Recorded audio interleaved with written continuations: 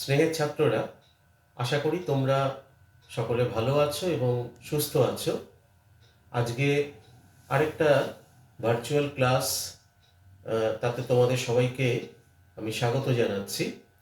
আশা করি আগের দিনের ক্লাস, যেটা আমরা জনসংখ্যার ওপরে আহ, করেছিলাম, মূলত পরিব্রাজন এই বিষয়টার ওপরে, সেটা নিয়ে তোমাদের বুঝতে কোনো অসুবিধা হয়নি আশা করি। যদি এর মধ্যে কিছু আহ, সমস্যা থেকে থাকে বোঝার ক্ষেত্রে, অবশ্যই আমাকে সেটা জানাবে। তো আজকে আমরা তার পরের অংশটা শুরু করতে চলেছি। ইনফ্যাক্ট আজকেই আমাদের এই অধ্যায়টা শেষ হতে চলেছে। আহ, আজকে আমরা যে অংশটা পড়ব, সেই বিষয়টার নাম হচ্ছে জনসংখ্যা বিবর্তন তত্ত্ব বা ডেমোগ্রাফিক ট্রানজিশনাল মডেল। এখানে একটা মডেলের মাধ্যমে বা একটা তত্ত্বের মাধ্যমে জনসংখ্যার গতি প্রকৃতিকে 4 থেকে 5টি পর্যায়ের মাধ্যমে বিভক্ত করে কোনো একটি দেশ বা কোনো একটি অঞ্চলের জনসংখ্যার বিবর্তন কীরকমভাবে হচ্ছে বা কীরকম হতে পারে ভবিষ্যতে, সেই সমস্ত নিয়ে এখানে একটা তাত্ত্বিক আলোচনা করা হয়েছে। এটাই হচ্ছে এই তত্ত্বটির মূল বিষয়বস্তু, জনসংখ্যা বিবর্তন তত্ত্ব বা ডেমোগ্রাফিক ট্রানজিশন থিওরি। অর্থাৎ জনসংখ্যা কিভাবে একটা দেশে বা একটা অঞ্চলে সময়ের সাথে সাথে কিভাবে বিবর্তিত হচ্ছে বা কিভাবে পরিবর্তিত হচ্ছে। এখন এই পরিবর্তনটা বিভিন্ন দিক থেকে হতে পারে। এটা পরিবর্তনটা ধনাত্মক হতে পারে, আবার ঋণাত্মকও হতে পারে। তো এই যে ধনাত্মক বা ঋণাত্মক পরিবর্তন তথা বিবর্তন জনসংখ্যাগত দিক থেকে কোনো একটি দেশ বা কোনো একটি অঞ্চলের ক্ষেত্রে, সেটা সেই অঞ্চলের বা সেই দেশের আর্থসামাজিক ব্যবস্থার উপরেও কিন্তু একটা বড় প্রভাব বিস্তার করে।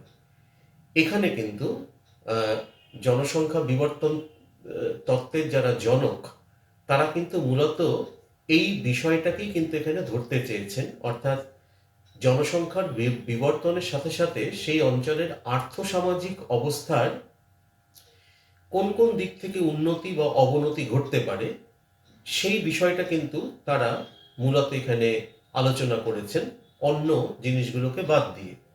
তো এই তত্ত্বের প্রথম উল্লেখ আমরা পাই 1929 সালে ওয়ারেন থমসনের একটি বইয়ের মাধ্যমে, যেখানে তিনি সর্বপ্রথম জনসংখ্যা বৃদ্ধির সঙ্গে অর্থনৈতিক উন্নতির বিশ্লেষণ করতে গিয়ে এই তত্ত্বটির প্রথম উল্লেখ করেছিলেন। পরবর্তীকালে অবশ্য 1945 সালে ফ্র্যাঙ্ক নোটস্টাইন এবং 1947 সালে সিপি ব্লেকার, তারা এই তত্ত্বটিকে আরেকটু এগিয়ে নিয়ে যান। আরো বিশদে তারা আলোচনা করে এই তত্ত্বটিকে একটা মোটামুটি বৈজ্ঞানিক ভিত্তির ওপরে দাঁড় করিয়ে এটাকে একটা মডেলের আকার দিয়েছিলেন। জন্মহার এবং মৃত্যুহারের সঙ্গে আর্থসামাজিক ব্যবস্থার যে নিবিড় সম্পর্ক আছে, তার উপরে ভিত্তি করেই কিন্তু এই বিবর্তন তত্ত্ব বা এই মডেলটি কিন্তু দাঁড়িয়ে রয়েছে। এর মূল কথা কি, মানে এই তত্ত্বটা, জনসংখ্যা বিবর্তন তত্ত্বের মূল বিষয়টা কি? মূল বিষয়টা হচ্ছে এই যে এই তত্ত্ব অনুসারে জনসংখ্যার পরিবর্তন বা বিবর্তন উচ্চ জন্মহার ও উচ্চ মৃত্যুহার থেকে নিম্ন জন্মহার ও নিম্ন মৃত্যুহারে পৌঁছায়, এবং একই সঙ্গে সমাজ প্রধানত গ্রামীণ কৃষিভিত্তিক ও নিম্ন নিম্ন শিক্ষার হার থেকে প্রধানত নগর কেন্দ্রিক শিল্পমুখী ও উচ্চ শিক্ষার হার বিশিষ্ট সমাজে রূপান্তরিত হয়। এই লাইনটা কিন্তু বা এই পংক্তিটা কিন্তু অত্যন্ত গুরুত্বপূর্ণ। অর্থাৎ এই যে ব্লেকার বা থমসনের যে তত্ত্ব, যেটাকে আমরা জনসংখ্যা বিবর্তন তত্ত্ব বলছি, এই জনসংখ্যা বিবর্তন তত্ত্বের কথা বলতে গিয়ে তারা কিন্তু একটা জনসংখ্যার উত্তরণের একটা ছবি কিন্তু তারা এই তত্ত্বের মাধ্যমে দিতে চেয়েছেন। অর্থাৎ তারা বলছেন যে এই তত্ত্ব অনুসারে তাদের দেওয়া এই মডেল বা তত্ত্ব অনুসারে যে কোন একটি দেশ বা কোন একটি অঞ্চলের জনসংখ্যার বিবর্তনটা কিভাবে পরিবর্তিত হচ্ছে, না বলছেন যে কোন একটি দেশে উচ্চ জন্মহার এবং উচ্চ মৃত্যুহার, এই জন্মহার আর মৃত্যুহার সম্পর্কে আমরা আগের ক্লাসে বিশদে পড়েছি, সুতরাং এটা নিয়ে আমি আর দীর্ঘ আলোচনায় যাচ্ছি না। তো ওনারা বলছেন যে উচ্চ জন্মহার এবং উচ্চ মৃত্যুহার থেকে আস্তে আস্তে কিন্তু একটি দেশ বা একটি অঞ্চল ক্রমশ নিম্ন জন্মহার এবং নিম্ন মৃত্যুহারে পৌঁছানোই কিন্তু এই বিবর্তন তত্ত্বের মূল বিষয়। এছাড়াও তারা আর্থসামাজিক বিষয়টার কথাও এখানে বলেছেন। সেখানে বলছেন যে গ্রামীণ কৃষিভিত্তিক এবং নিম্ন শিক্ষার হারযুক্ত সমাজ ব্যবস্থা থেকে এই বিবর্তনের মাধ্যমে বা এই বিবর্তন তত্ত্বের মাধ্যমে তারা দেখিয়েছেন যে একটি সমাজ প্রথমত নগর কেন্দ্রিক, শিল্পমুখী এবং উচ্চ শিক্ষার হার বিশিষ্ট সমাজে রূপান্তরিত হয়। সুতরাং তারা কতগুলো পর্যায়ের কথা বলেছেন, মূলত 5টি পর্যায়ের কথা আমরা এখানে দেখব এই বিবর্তন তত্ত্বের মধ্যে। এই 5টি পর্যায়ের মধ্য দিয়েই কিন্তু এই পরিবর্তনটা তারা দেখিয়েছেন যে উচ্চ জন্মহার ও উচ্চ মৃত্যুহার যুক্ত একটি দেশ এই 5টা পর্যায়ের মধ্য দিয়ে কিন্তু আস্তে আস্তে নিম্ন জন্মহার এবং নিম্ন মৃত্যুহার যুক্ত দেশে বা অঞ্চলে পরিণত হচ্ছে। তাদের এই তত্ত্বের সাহায্যে জন্মহার এবং মৃত্যুহারের সঙ্গে আর্থসামাজিক পরিবর্তনের চিত্রটা যে অত্যন্ত প্রাসঙ্গিক বা ওতপ্রোতভাবে যে যুক্ত, সেটা কিন্তু তারা বিভিন্নভাবে দেখিয়েছেন।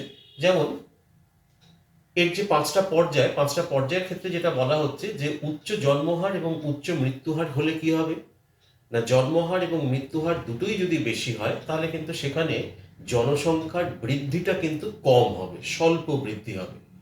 আর জনসংখ্যার বৃদ্ধি যদি কম হয় তাহলে সেটা কিন্তু একটা কৃষিভিত্তিক অর্থনীতির জন্ম দেবে, যে কৃষিভিত্তিক অর্থনীতিটা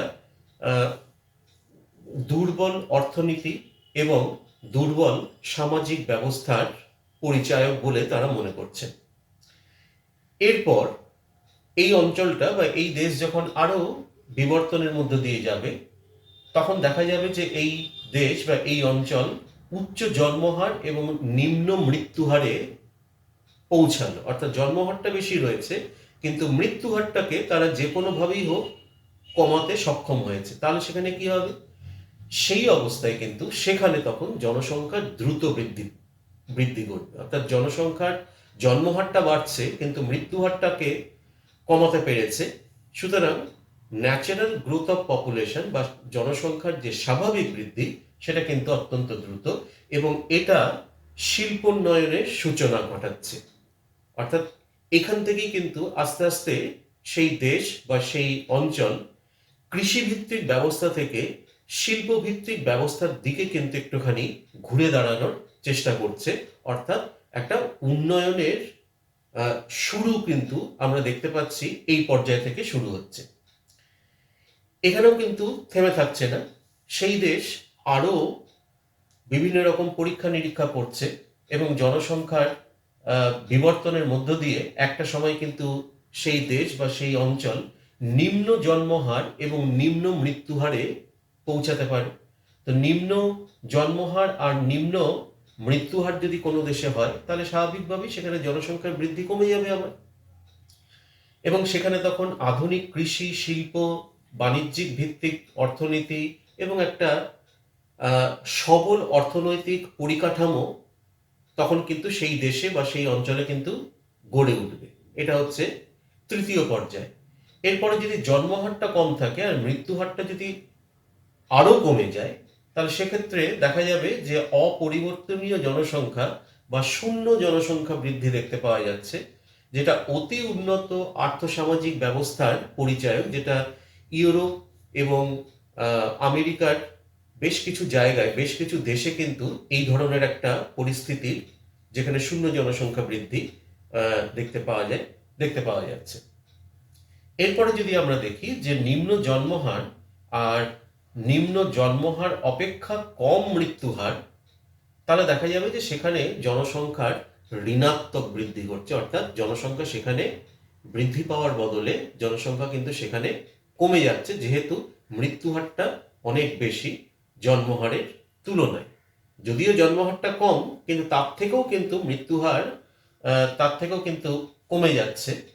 তো সেক্ষেত্রে দেখা যাচ্ছে যে প্রয়োজনের তুলনায় জনসংখ্যা কিন্তু সেখানে কম, এবং সবল অর্থনীতি এবার আস্তে আস্তে মানব সম্পদের অভাবে দুর্বল হওয়ার একটা সম্ভাবনা তখন কিন্তু তৈরি হয়। তো এইভাবেই কিন্তু জনসংখ্যার বিবর্তন তত্ত্বের যে মডেল, সেই মডেলটাকে তারা ব্যাখ্যা করেছেন। এবার আমরা পর্যায়গুলো একবার একটুখানি দেখে নিই। যদিও প্রথম দিকে তারা 4টে পর্যায়ের কথাই বলেছিলেন, কিন্তু পরবর্তীকালে জনসংখ্যা বিশারদ যারা পরবর্তীকালে সেখানে আরও একটা পর্যায়কে তারা ইনক্লুড করেছেন, নিয়ে বর্তমানে এই মডেলের মধ্যে অর্থাৎ জনসংখ্যা বিবর্তন তত্ত্বের মধ্যে কিন্তু আমরা 5টি পর্যায়ের উল্লেখ করে থাকি। প্রথম পর্যায়টা কি? প্রথম পর্যায়টা আমরা পৃথিবীর পরিপ্রেক্ষিতে যদি দেখি, প্রথম পর্যায়টা হচ্ছে প্রাক শিল্প বিপ্লবের সময়টা, অর্থাৎ শিল্প বিপ্লব যে সময় হয়েছিল ইউরোপে, তোমরা ইতিহাসে পড়েছো। তো সেই শিল্প বিপ্লবের আগের অবস্থার কথা যদি আমরা চিন্তা করি, সেই সময়টা ছিল কিন্তু এই জনসংখ্যা বিবর্তন তত্ত্বের প্রথম পর্যায়, যেখানে জন্মহার এবং মৃত্যুহার দুটোই কিন্তু খুব বেশি ছিল। জন্মহার এবং মৃত্যুহার প্রতি হাজারে 40 জনের বেশি, তাই জনসংখ্যা বৃদ্ধির হার খুবই কম। মোট জনসংখ্যাও কম ছিল, জনঘনত্ব কম ছিল বা মাঝারি ছিল, এবং শিক্ষার হার কম ছিল। পরিবারের জনসংখ্যা বড় ছিল, বেশি ছিল। মানুষের প্রত্যাশিত আয়ুষ্কাল কম ছিল, অর্থাৎ মানুষের গড় বেঁচে থাকার যে সময়কাল, যেটাকে আমরা ইংরেজিতে বলে থাকি লাইফ এক্সপেক্টেন্সি, সেটা কিন্তু তখন কম ছিল। সমাজটা ছিল মূলত কৃষিভিত্তিক, উন্নত প্রযুক্তির অভাব ছিল, অকৃষিক্ষেত্রের উন্নতি একেবারেই শৈশবাবস্থায় ছিল, মানে জাস্ট শুরু হয়েছে। নগরায়ন সেভাবে কিন্তু তখনও দেখতে পাওয়া যায়নি। অনুন্নত চিকিৎসা ব্যবস্থার জন্য মহামারী এবং দুর্ভিক্ষ কিন্তু তখন প্রায় নিত্যসঙ্গী ছিল সমাজ ব্যবস্থায়। তো এইটা ছিল শিল্প বিপ্লবের আগের অবস্থা। এই ধরনের বৈশিষ্ট্য নিয়ে যে দেশ বা যে অঞ্চলগুলো সেই সময় ছিল, সেটাকে কিন্তু জনসংখ্যা বিবর্তনে বলা হচ্ছে যে এটা হচ্ছে সেই তত্ত্বের প্রথম অবস্থা বা প্রথম পর্যায়। প্রায় 350 বছর আগে 1759 সাল পর্যন্ত পৃথিবীর সব দেশে কম বেশি এই পর্যায়ের অন্তর্ভুক্ত ছিল। বর্তমানে আফ্রিকা মহাদেশের গ্যাবন, জাম্বিয়া, এই সমস্ত দেশগুলোতেও কিন্তু এই পর্যায়টা এখনো কিন্তু আমরা দেখতে পাচ্ছি। এরপর হচ্ছে দ্বিতীয় পর্যায়। শিল্প বিপ্লবের সময় থেকে শুরু হওয়া এই পর্যায়ে জন্মহার যথেষ্ট বেশি, প্রতি হাজারে 25 থেকে 45 জন, কিন্তু মৃত্যুহার সেটাকে কিন্তু অনেকটাই কমিয়ে আনা গেছে বা নিয়ন্ত্রিত করা গেছে, যেটা সংখ্যা হচ্ছে প্রতি হাজারে 5 থেকে 15 জন। অর্থাৎ জন্মহার প্রতি হাজারে 25 থেকে 45 জন, আর মৃত্যুহার প্রতি হাজারে 5 থেকে 15 জন। স্বাভাবিকভাবেই জনসংখ্যা বৃদ্ধি পাচ্ছে এই সময়, এই দুটোকে বিয়োগ করলেই আমরা প্রতি হাজারে কত করে জনসংখ্যা বৃদ্ধি পাচ্ছে তার একটা হিসাব পেয়ে যাব। এই পর্যায়ে জনসংখ্যা অতি দ্রুত বৃদ্ধি পায় এবং জনবিস্ফোরণের পর্যায়ে চলে যায়। দেশীয় বা আঞ্চলিক আর্থসামাজিক পরিকাঠামো ধীরে ধীরে উন্নত হয়, নগরায়ন ঘটতে থাকে, কৃষির উন্নতির সঙ্গে সঙ্গে শিল্পেরও অল্প বিশেষ উন্নতি ঘটতে থাকে, শিক্ষা, স্বাস্থ্য, যোগাযোগ ব্যবস্থার উন্নতি ঘটতে থাকে। আসলে মানুষের সংখ্যা বাড়লেই কিন্তু মানুষ তার উন্নত চাহিদার জন্যই এই ধরনের সমাজ ব্যবস্থা সে কিন্তু নিজেই গড়ে নিতে পারবে। ভারত, পাকিস্তান, বাংলাদেশ, ইন্দোনেশিয়ার মতন দেশগুলোকে আমরা বলতে পারি যে দ্বিতীয় পর্যায়ে। যদিও ভারতবর্ষের ক্ষেত্রে এখন অনেকে বলছেন যে ভারতবর্ষ দ্বিতীয় পর্যায়ে একদম শেষ প্রান্তে অথবা তৃতীয় পর্যায়ে একদম শুরুতে দাঁড়িয়ে রয়েছে, একটা ট্রানজিশনাল জোনে দাঁড়িয়ে রয়েছে। এরপর তৃতীয় পর্যায়, জনসংখ্যা বিবর্তন তত্ত্বের তৃতীয় পর্যায়ের বৈশিষ্ট্য কি হতে পারে? সেখানে বলছে যে এই সময় চিকিৎসা ব্যবস্থার প্রভূত উন্নতি ঘটেছে, বিশেষ করে প্রজনন যে আহ, যে স্বাস্থ্য সেই সংক্রান্ত একটা প্রভূত উন্নতি ঘটেছে, মানুষের মধ্যে কুসংস্কার দূর করা গেছে, মজুরি বৃদ্ধি পেয়েছে, জীবিকা সত্তা ভিত্তিক কৃষি ব্যবস্থা ক্রমশ কমে তার পরিবর্তে বাণিজ্যিক ভিত্তিতে কৃষিকার্য পরিচালিত হচ্ছে, নারী শিক্ষার উন্নতি ঘটেছে, শিশুদের শিক্ষার ব্যাপারে মাতা পিতার অধিক মনোযোগ দেখা দিচ্ছে। এই সমস্ত কারণে দেখা যাচ্ছে যে জন্মহার অতি নিম্নমুখী, প্রতি হাজারে 15 থেকে 22 জন প্রতি হাজারে। চিকিৎসা ব্যবস্থার উন্নতির জন্য মৃত্যুহার অনেক কম, মৃত্যুহার হচ্ছে প্রতি হাজারে 5 থেকে 8 জন, অর্থাৎ জন্মহার 15 থেকে 22 জন। এটাকে দ্বিতীয় পর্যায়ে যেটা ছিল 25 থেকে 45 জন, সেটা কিন্তু এখানে কমে গিয়ে দাঁড়ালো 15 থেকে 22 জন। আর মৃত্যুহার এটাও কিন্তু দ্বিতীয় পর্যায় থেকে অনেকটাই কমানো গেছে, প্রতি হাজারে 5 থেকে 8 জন। জনসংখ্যা বৃদ্ধির হার পূর্বাপেক্ষা অনেক কম এবং স্থিতিশীল, উন্নত প্রযুক্তি অনেক বেশি সহজলভ্য, ছোট পরিবার আস্তে আস্তে তৈরি হচ্ছে, কৃষির যন্ত্রীকরণ হচ্ছে, বাণিজ্যিক কৃষির প্রসার ঘটছে, সাক্ষরতা এবং শিক্ষার হার বৃদ্ধি পাচ্ছে, শ্রমের বিশেষীকরণ অর্থাৎ স্পেশালাইজেশন, এক একটা নির্দিষ্ট কাজের জন্য একটা কিছু নির্দিষ্ট মানুষকে তারা স্থির করে দিচ্ছে, এবং ব্যাপক নগরায়ন এই পর্যায়ে আমরা দেখতে পাচ্ছি। ব্রাজিল, আর্জেন্টিনা, মেক্সিকো, দক্ষিণ আফ্রিকা, চীন, এই সমস্ত দেশগুলো কিন্তু এখন জনসংখ্যা বিবর্তন তত্ত্বের পর্যায়ভিত্তিক ক্রম অনুসারে তারা কিন্তু তৃতীয় পর্যায়ে এখন অবস্থান করছে। চতুর্থ পর্যায়ের ক্ষেত্রে বলা হচ্ছে যে জন্মহার ও মৃত্যুহার উভয়ই খুবই কম, জনসংখ্যা বৃদ্ধি হয় না বললেই চলে, যেটাকে আমরা শূন্য জনসংখ্যা বৃদ্ধি বলে থাকি, একটা স্টেবল অবস্থা, বাড়ছেও না কমছেও না। এই পর্যায়ে জীবনশৈলী রোগ অর্থাৎ আহ, হৃদরোগ, উচ্চচাপ, ডায়াবেটিস, এই ধরনের আহ, আহ, রোগের প্রাদুর্ভাব দেখতে পাওয়া যায়। অস্বাভাবিক রকমের স্থূলতার কারণে মৃত্যুহার পূর্বের তুলনায় কিন্তু সামান্য একটু বৃদ্ধি পায়। মানুষের আয়ুষ্কাল বেড়ে যাওয়ার জন্য বয়স্ক জনসংখ্যা অনেক বেশি হয়, এটা ইউরোপের বেশ কিছু দেশগুলোতে আমরা এরকম দেখতে পাই। দক্ষিণ Korea, Australia, New Zealand, Sweden, great Britain, America যুক্তরাষ্ট্র, এই সমস্ত দেশগুলো কিন্তু এখন চতুর্থ পর্যায়ে রয়েছে। আর পঞ্চম পর্যায়ে হচ্ছে যে উন্নত জীবনযাত্রার মান, শিক্ষার সর্বাধিক প্রসার, নারীদের কর্মে নিযুক্তির উচ্চ হার, জন্ম নিয়ন্ত্রণ পদ্ধতির ব্যাপক প্রয়োগের ফলে জন্মহার মৃত্যুহারের তুলনায় কমে যাচ্ছে। এই পর্যায়ে দেশগুলিতে জন্মহার যেখানে প্রতি হাজারে 8 থেকে 12 জন, মৃত্যুহার কিন্তু সেখানে তার থেকে বেশি, 9 থেকে 14 জন। তাই এখানে কিন্তু জনসংখ্যার ঋণাত্মক বৃদ্ধির হার আমরা দেখতে পাচ্ছি, অর্থাৎ জনসংখ্যা কিন্তু প্র্যাকটিক্যালি কমে যাচ্ছে, এবং বয়স্ক জনসংখ্যা খুব বেশি, আর্থসামাজিক অবস্থা কিন্তু খুবই উন্নত। Japan, Germany, Italy, Belgium, Poland, এই সমস্ত দেশগুলোতে কিন্তু এই ধরনের ঋণাত্মক জনসংখ্যা বৃদ্ধির এই যে পর্যায়, যেটাকে আমরা এখানে পঞ্চম পর্যায়ে বলছি, সেটা কিন্তু এখানে দেখতে পাওয়া যাচ্ছে।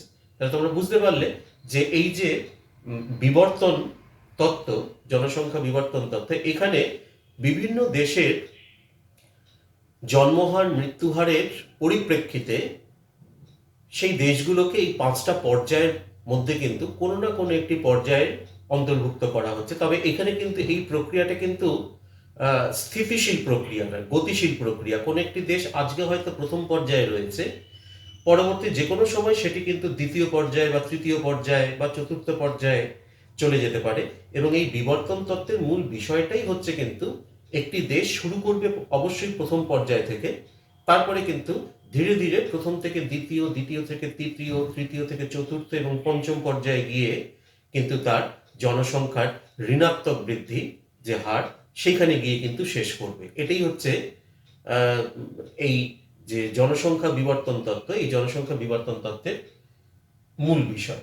কিন্তু এই তত্ত্বের কিছু দোষ ত্রুটিও রয়েছে, কতগুলো ডিমেরিটস এর মধ্যেও রয়েছে। ডিমেরিটসগুলো কি? যেমন কম উন্নত দেশের সামগ্রিক চিত্র কিন্তু এখানে তুলে ধরার সম্ভাবনাটা কিন্তু একটু কম।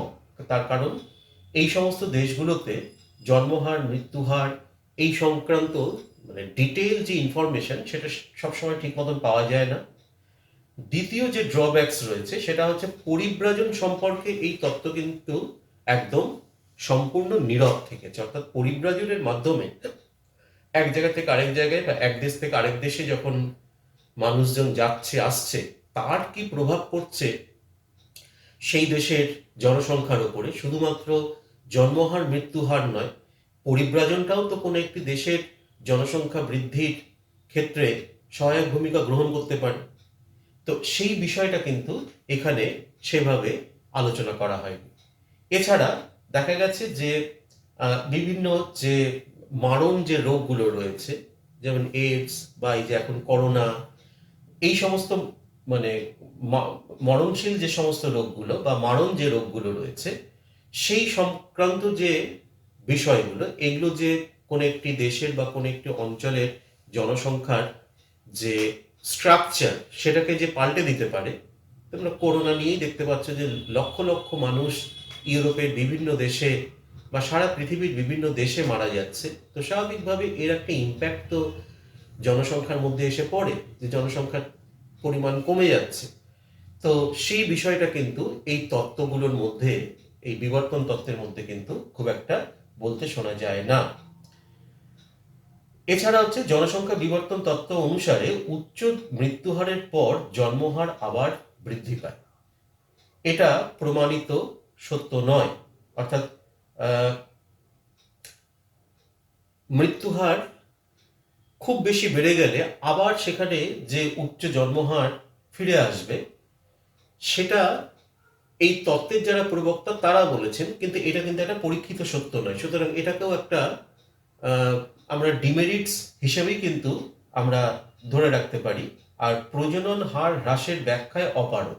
অর্থাৎ অনেকের মতে এই তত্ত্বটি বিংশ শতাব্দীর দ্বিতীয় অর্ধে এশিয়া মহাদেশে প্রজনন হারের হ্রাস অথবা মধ্যপ্রাচ্যের কোনো কোনো দেশে প্রজনন হারের হ্রাস বিলম্বিত হওয়ার মতো ঘটনা ব্যাখ্যা করতে কিন্তু অসমর্থ হয়েছে। এটা আমাদের ভারতবর্ষের ক্ষেত্রেও কিন্তু প্রযোজ্য।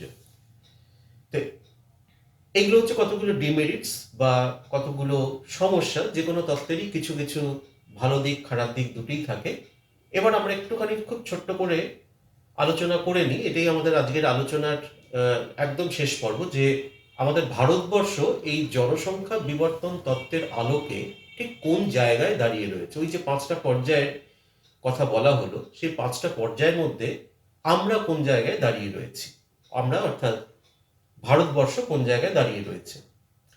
এখানে বিশ্লেষণের মধ্যে বলা হচ্ছে যে ভারতে 1920 খ্রিস্টাব্দের আগে পর্যন্ত জন্মহার মৃত্যুহার কিন্তু উভয়ই খুব বেশি ছিল, যেটা প্রথম পর্যায়ের সাথে ম্যাচ করে যাচ্ছে। ফলে জনসংখ্যা খুব বেশি বাড়েনি। কিন্তু এরপর অর্থাৎ 1920 খ্রিস্টাব্দের পর থেকে মৃত্যুহার ক্রমশ কমতে থাকে। এর কারণ হিসেবে বলা যায় যে উন্নত চিকিৎসা ব্যবস্থা আস্তে আস্তে প্রসারিত হতে থাকে। যাতায়াত ব্যবস্থার উন্নতির ফলে, খাদ্যদ্রব্যের সুষ্ঠু বন্টন ব্যবস্থার ফলে আগে যে মহামারী বা দুর্ভিক্ষ হতো, সেই দুর্ভিক্ষ মহামারীকেও কিন্তু অনেকটা লাগাম দেওয়া গেছে এবং এর ফলেও কিন্তু মৃত্যুহার অনেকটাই হ্রাস করানো গেছে বা কমানো গেছে। আর প্রায় এই সময় থেকেই জন্মহারও কিন্তু দ্রুত বাড়তেও থাকে। এর ফলে জন্মহার আর মৃত্যুহারের মধ্যে ক্রমশ পার্থক্য বেড়ে যায় এবং তারই পরিণামে ভারতে এক জনবিস্ফোরণের মতো পরিস্থিতির সৃষ্টি হয়েছে। তোমরা সবাই জানো যে ভারতবর্ষে যা জনসংখ্যা সেটা পৃথিবীর জনসংখ্যার প্রায় 17.5%। পৃথিবীর মোট জনসংখ্যার 17.5% হচ্ছে আমাদের ভারতবর্ষের জনসংখ্যা। সুতরাং এটা একটা জনবিস্ফোরণের স্তরে চলে গেছে। এটা তো আমরা আগের আলোচনাগুলো থেকে আমরা দেখেছি। তো কি কি বৈশিষ্ট্য রয়েছে ভারতের এই যে জনসংখ্যার 1920 থেকে এখনকার পর্যন্ত তথ্যগুলোকে নিয়ে যদি আমরা দেখি, তাহলে সেগুলো হচ্ছে যে 1920 সালের পর থেকে ভারতের মৃত্যুহার এটা অবশ্যই বলতে হবে যে উল্লেখযোগ্যভাবে কমেছে। দ্বিতীয় হচ্ছে 1901 থেকে 1991 সাল, এই সময় কিন্তু দেখা গেছে যে ভারতে মৃত্যু হার কমে হয় প্রতি হাজারে ওই 11 থেকে 12 জন। বর্তমানে শহরাঞ্চলে মৃত্যুহার কিন্তু প্রতি হাজারে 10 জন এবং গ্রামাঞ্চলে প্রায় 11.1 জনের মতো। অন্যদিকে 1971 সালের পর থেকে ভারতে কিন্তু জন্মহার কিছুটা হ্রাস পেয়েছে। 1901 থেকে 1991 সাল পর্যন্ত ভারতের জন্মহার ছিল প্রতি হাজারে 19 থেকে 30 জন। বর্তমানে সেটা কিন্তু আরেকটু কমেছে। বর্তমানে ভারতে জন্মহার প্রতি হাজারে কিন্তু 17 জন। সুতরাং এখানেও কিন্তু আমরা অনেকটাই সাফল্যের সাথে এই বিষয়টাকে আমরা ব্যবস্থাপনার মধ্যে নিয়ে আসতে পেরেছি। আর চিকিৎসা ব্যবস্থার ব্যাপক প্রসার ঘটায় মৃত্যুহার অনেকটাই নিয়ন্ত্রিত হয়েছে, কিন্তু জন্মহার মৃত্যুহারের তুলনায় যথেষ্ট বেশি। তার কারণ সেখানেও প্রায় 5 থেকে 7 জনের একটা গ্যাপ থেকে যাচ্ছে। দেশের অর্থনৈতিক পরিকাঠামো ধীরে ধীরে উন্নত হচ্ছে। ভারতে মিশ্র প্রকৃতির অর্থনীতি পরিলক্ষিত হয়, যা উন্নয়নশীল দেশের বৈশিষ্ট্য। এখানে মিশ্র প্রকৃতির অর্থনীতি বলতে এখানে কৃষি ব্যবস্থাও যেরকম রয়েছে, শিল্পের বিকাশও সেরকম ঘটেছে, আবার ব্যবসা বাণিজ্যের বিকাশও ঘটেছে। সমস্তটা নিয়েই এটাকে আমরা বলছি এই কারণে যে ভারত হচ্ছে একটি মিশ্র অর্থনীতির দেশ, মিক্সড ইকোনমি। সুতরাং এই সমস্ত বৈশিষ্ট্যগুলোকে যদি আমরা একসঙ্গে মাথায় রেখে যদি আলোচনা করি, জনসংখ্যা বিবর্তন তত্ত্বের কোন পর্যায়ে ভারতবর্ষ দাঁড়িয়ে রয়েছে, তাহলে আমাদের বলতেই হয় যে ভারত কিন্তু দ্বিতীয় পর্যায়ে অবস্থান করছে। তবে দ্বিতীয় পর্যায়ের একদম শেষ প্রান্তে, এরপরেই কিন্তু আমরা তৃতীয় পর্যায়ের প্রবেশের মুখে এরকম একটা জায়গায় আমরা দাঁড়িয়ে আছি বলতে পারি। তার কারণ আমরা কিন্তু জন্মহারটাকে অনেকটা কমিয়ে আনতে পেরেছি। মৃত্যুহারকে তো আমরা অনবরত 1971 সালের পর থেকেই কিন্তু অনেকটা আমরা কমাতে পেরেছি। তো এর ফলে দেখা যাচ্ছে যে ভারতবর্ষের যে জনসংখ্যা বৃদ্ধির যে গতি প্রকৃতি ছিল, একটা সময় সেটা প্রায় 25% করে বৃদ্ধি পেত, সেটাকে কিন্তু এখন আমরা অনেকটাই কমিয়ে আনতে পেরেছি। তো এই হচ্ছে আজকের আলোচনা, এবং এই আলোচনার মধ্য দিয়ে আমাদের এই যে অধ্যায়টি অর্থাৎ জনসংখ্যা, এই জনসংখ্যা অধ্যায়টি আমরা এখানে শেষ করলাম। এর পরের চ্যাপ্টার, যেটা হচ্ছে সেটেলমেন্ট জিওগ্রাফি বা বসতি ভূগোল, আমরা এর পরের দিনের বা পরের সপ্তাহের কোনো একটি ক্লাস থেকে আবার আমরা শুরু করব। তাহলে আজকের ক্লাস আমি এখানে শেষ করলাম। তোমরা সবাই ভালো থেকো।